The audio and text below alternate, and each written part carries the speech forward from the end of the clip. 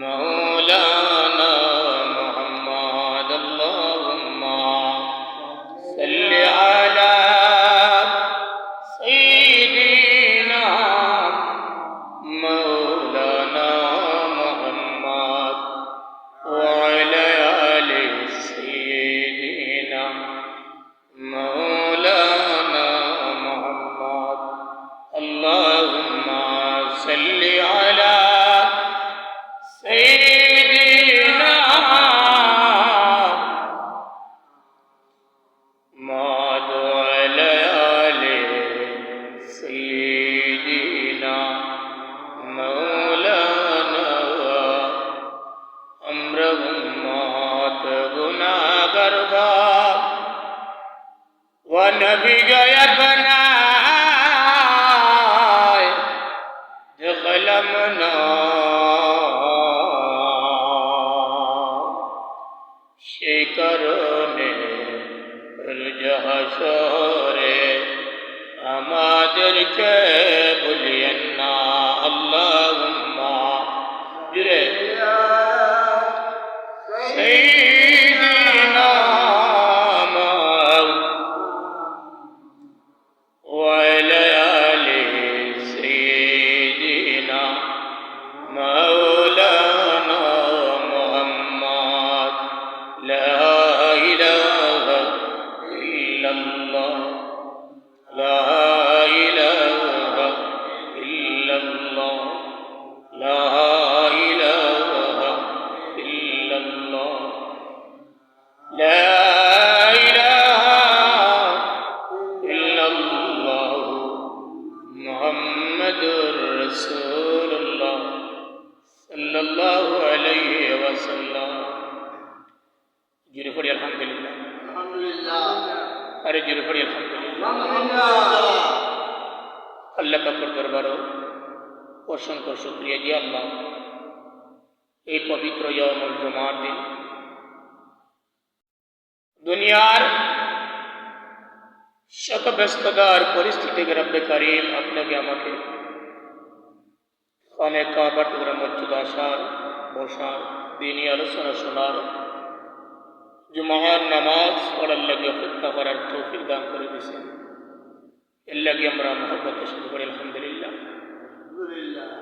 আরে জুড়ে পড়ি আমরা সুবহানাল্লাহ আলহামদুলিল্লাহ لا إله إلا الله الله أكبر الله أكبر الحمد لله আমার মুসলিম کرام আজকের আমরার আলোচনার বিষয় হইল সালামের গুরুত্ব ও ফজিলত সালামের গুরুত্ব ও ফজিলত যেহেতু আমরা বিষয়ভিত্তিক আলোচনা করি সালাম এমন এক জিনিস ভাই শান্তির অভিপ্রায় যেটা হবে সুবহানাল্লাহ যে সমাজের সালামের ব্যাপক প্রচলন যে পরিবারের মধ্যে সালামের ব্যাপক প্রচলন যে বাড়ির মধ্যে সালামের ব্যাপক প্রচলন এই বাড়ি এই সমাজ এই পরিবারের মধ্যে শান্তির বন্যা বিরাজ করে যিনি বলেন সুবহানাল্লাহ সালাম শব্দের অর্থ হইল কি তা শান্তি সালাম শব্দের অর্থ কি শান্তি সালাম শব্দের অর্থ কল্যাণ সালাম শব্দের অর্থ নিরাপত্তা কামনা করা শরীয়তে ইসলামের পরিভাষায় সালাম বড় গুরুত্বপূর্ণ বিষয় যিনি বলেন সুবহানাল্লাহ আল্লাহর হাবিব বলেন যে সালাম কোনো মানুষ যদি দৈনিক 20 বার সালাম দিতে পারে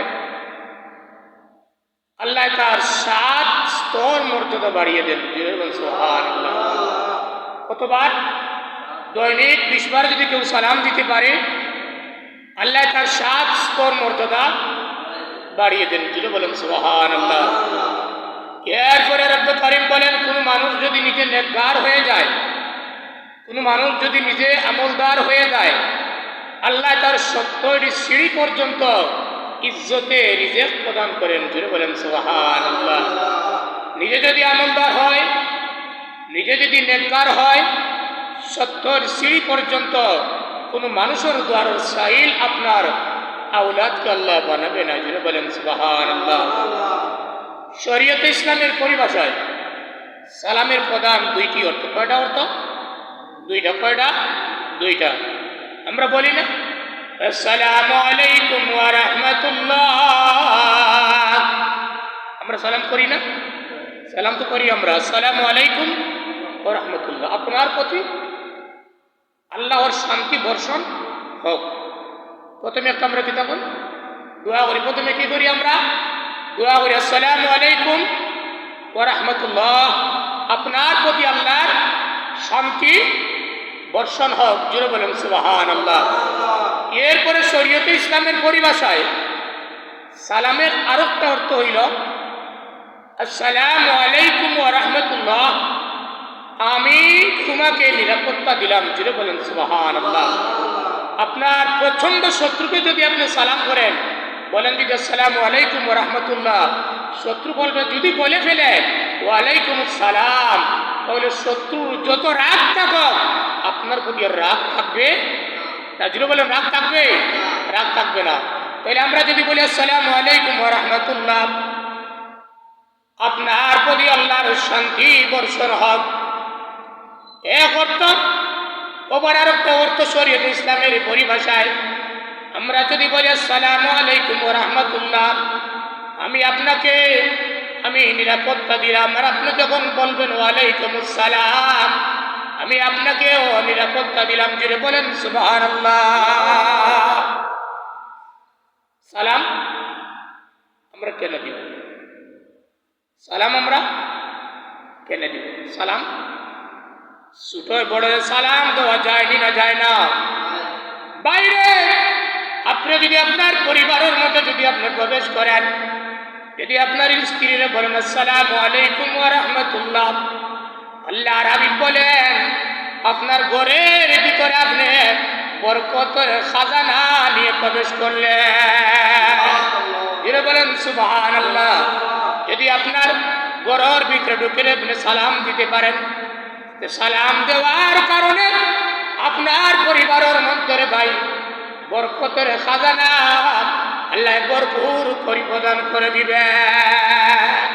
আমরা ঘরে ঢুকার সময় আমরা স্ত্রীরা আমরা সালাম করতে লজ্জা বোধ করি না? হ্যাঁ, নিজের স্ত্রীরা কেমনে আমরা সালাম করবো না? না, স্ত্রী স্বামীরে সালাম করবে, স্বামী স্ত্রীরে সালাম করবে। আপনি মসজিদের ইমাম হয়েছেন, কি হয়েছে, আপনি অপেক্ষা করবেন না যে রাস্তার দিকে দাঁড়ানো আছে বাচ্চারা আমারে সালাম করুক, হ্যাঁ, মুরব্বী আসার আমারে সালাম করুক। না না না, আপনি যে হন না কেন ভাই, আল্লাহ নবী বলেন যে মানুষে আগে সালাম দেয় সে মানুষটা আমি নবীর সঙ্গে নিকটবর্তী জান্নাতে অবস্থান করবে। যিনি বলেন সুবহানাল্লাহ। এখন সালাম আমরা কেন দিব? সালাম আসেনি না নাই? সালাম আমরা কেন দিব?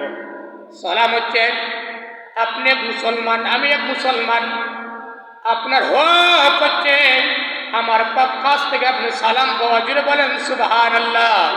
আর আপনি মুসলমান, আমিও মুসলমান, আমার হক হচ্ছে আপনার পক্ষ থেকে আমি সালাম পাওয়া। জুড়ে বলেন সুবহানাল্লাহ। এর জন্য শুধু আমি সালাম দিব আর আপনি বসে থাকবেন না। বাইরে আফদালুন নাস বাদাল আম্বিয়া, যিনি বলেন সুবহানাল্লাহ।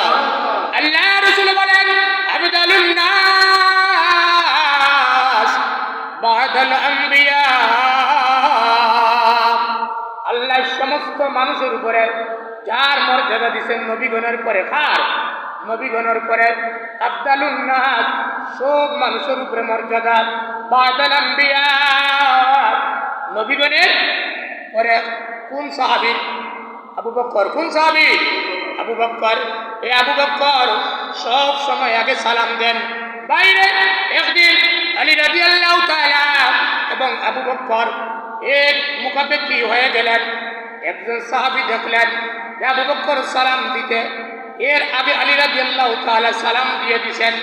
এই সাহাবী রাসূলের কাছে গিয়ে বললেন, ইয়া রাসূলুল্লাহ, মনে হয় আপনার আলী আর আবু বকরের মধ্যে কোনো মতানৈক্য দেখা দিছে নাকি? আজকে দেখা যায় আপনার আলী আগে সালাম করেছেন। আল্লাহ রাসূল বললেন, এ আলী, তুমি আজকে সালাম দিলাই, আবু বকরের আগে সালাম দিয়ে দিলাই। আবু বকর সিদ্দিক বলেন, ইয়া রাসূলুল্লাহ, আমি প্রতিদিন আমি আগে সালাম প্রদান করি, আজকে আমার ভাই আলী রে আগে সালাম দেওয়ার যে মর্যাদা, এই মর্যাদার বাকিদার হওয়ার লাগে আমি আগে তারে সালাম দেওয়ার সুযোগ দিয়ে দিলাম। জুড়ে বলেন সুবহানাল্লাহ।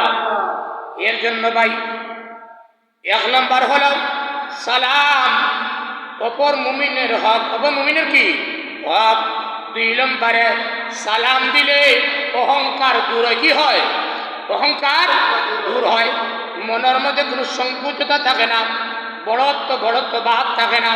আজকের ভাই আমরা কাউকে যদি সালাম করি, সালামের নিয়ম হচ্ছে, সুন্নত তরিকা হচ্ছে, আমি ভাইজানকে সালাম করলাম, আসসালামু আলাইকুম ওয়া রাহমাতুল্লাহ, হ্যাঁ, আপনি জবাব দিবেন ওয়ালাইকুম আসসালাম ওয়া রাহমাতুল্লাহ। আমি আপনাকে সালাম করলাম, আসসালামু আলাইকুম ওয়া রাহমাতুল্লাহ। আপনার উচিত হলো সালামের জবাব দিবেন ওয়ালাইকুম আসসালাম ওয়া রাহমাতুল্লাহি ওয়া বারাকাতুহু। জোরে বলেন সুবহানাল্লাহ। এরপরে তিন নম্বরে ভাই সালামের কেন আমরা সালাম দিব? সালাম দিলে আমরার মনের কৃপণতা দূর হয়। জোরে বলেন সুবহানাল্লাহ। এরপরে চার নম্বরে আমরা সালাম কেন দিব রে ভাই? সালাম দেওয়ার কারণে মুসলমানের মহব্বত সৃষ্টি হয়ে যায়। জোরে বলেন সুবহানাল্লাহ। এরপরে আমরা সালাম কেন দিব? সালাম যে সমাজের মধ্যে ব্যাপক প্রচলন আছে রে ভাই, এই সমাজের মধ্যে আল্লাহ শান্তি প্রতিষ্ঠা করে দেন। জোরে বলেন সুবহানাল্লাহ। বুখারীর হাদিস عن عبد الله بن عمر رضي الله تعالى عنهما أن رجلا سأل النبي صلى الله عليه وسلم أن رجلا سأل النبي صلى الله عليه وسلم একজন ব্যক্তি এসে আল্লাহ রাসূলকে প্রশ্ন করে, আইয়ুল ইসলামে খায়রুন, ইয়া রাসূলুল্লাহ আইয়ুল ইসলামে খায়রুন, ইসলামে কোন কাজটি সবচাইতে উত্তম? জোরে বলেন সুবহানাল্লাহ। আল্লাহ রাসূলের জবাব দেন, ক্বালা তুতঈমুত তুআম। আল্লাহ রাসূল বলেন, তুতঈমুত তুআম, মানুষকে খাবার খাওয়ানো, এটা সবচাইতে উত্তম কাজ। জোরে বলেন সুবহানাল্লাহ। ওয়া তাকরাউস সালাম, আর সালাম প্রদান করা। কি করা? সালাম প্রদান করা, মানুষকে সালাম দেওয়া। আলা মান আরাফতা, আপনি যাকে চিনবেন তাকে সালাম দিবেন। ওয়া মান লাম তারিফ, আর যাকে চিনবেন না তাকেও সালাম দিবেন। জোরে বলেন সুবহানাল্লাহ। এক সাহাবী প্রশ্ন করল, ইয়া রাসূলুল্লাহ, ইসলামের মধ্যে সবচাইতে উত্তম কাজ কোনটি? আল্লাহ রাসূল বলেন, এ সাহাবী, ইসলামের মধ্যে সবচাইতে উত্তম কাজ হলো মানুষের খাবার খাওয়ানো। বলে দুই নম্বরে ইসলামের মধ্যে সবচাইতে উত্তম কাজ হলো গিয়া সালাম দেওয়া। কি করা? সালাম দেওয়া। আপনি যাকে চিনবেন তাকেও সালাম দিবেন, আর যাকে চিনবেন না তাকেও সালাম দিবেন। একটু দুরূদ শরীফ পড়ো। সাল্লাল্লাহু